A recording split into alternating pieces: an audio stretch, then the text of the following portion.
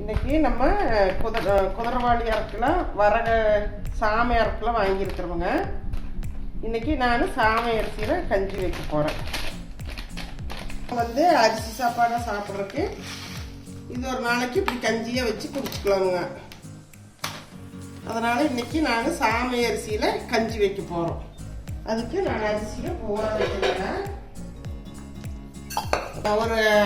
ஒரு டம்ளர் போட்டுருக்கேன். இந்த டம்ளரில் ஒரு டம்ளர் போட்டேன். நாங்கள் 3 பேர் தான். கொஞ்சம் தண்ணியாட்டு வச்சு இதுக்கு ஒரு சட்னி அரைச்சி நாங்கள் சாப்பிட்டுக்குவோம் மத்தியானம்.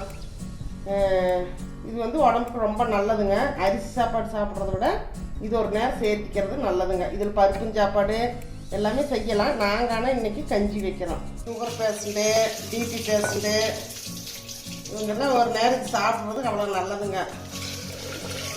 2-3 தடவை இதை நல்லா கழுவிக்கணும். பாருங்க, கஞ்சி இப்படி கஞ்சி வச்சாச்சுன்னா உப்பு போட்டுக்க வேண்டியதுங்க. உப்பு போட்டுக்கலாம்.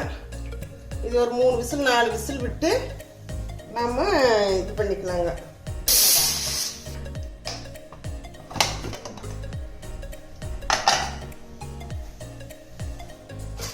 வரகு கஞ்சிங்க பார்த்தீங்களா, தண்ணியாட்டம்